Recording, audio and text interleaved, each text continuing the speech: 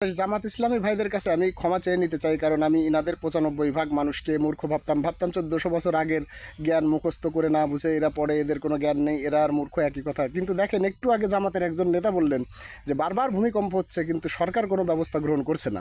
তার মানে, এবং এও বললেন সাথে জামাতকে ভোট দিলে তিনটা ভূমিকম্পের বিরুদ্ধে কাজ করবেন, মানে ভূমিকম্প বন্ধের জন্য তেনারা কাজ করবেন। তার মানে দেখেন, ওনারা ভূমিকম্প বন্ধ করতে পারবেন, এই প্রযুক্তি তিনরা আবিষ্কার করেছেন, যেখানে সারা বিশ্ব ফেল।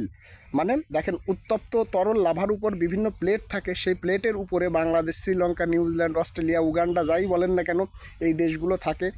এই ভাসতে ভাসতে যখন একটা প্লেট আর একটা প্লেটের সঙ্গে ধাক্কা লাগে, তখন সাধারণত আমরা ভূমিকম্প অনুভব করি। তো জামাত ইসলাম সেই প্লেটগুলোর মাঝখানে অদৃশ্য শক্তির যে প্রযুক্তি, মানে একটা প্লেট যাতে আর একটা প্লেটকে ধাক্কা না দেয়, এই প্রযুক্তি জামাত ইসলাম আবিষ্কার করে ফেলছে। তো দেখেন, জামাত ইসলামের ভাইদের বলবো, ভাই, মানুষ যদি আপনাদের ভোট নাও দেয়, মানুষের কল্যাণে আপনারা এই প্রযুক্তির মোড়ক খুব শীঘ্রই উন্মোচন করবেন। সারা বিশ্বকে এই প্রযুক্তির জন্য জামাত ইসলামকে এবং বাংলাদেশকে আলাদাভাবে চিনবে। ধন্যবাদ ভাই।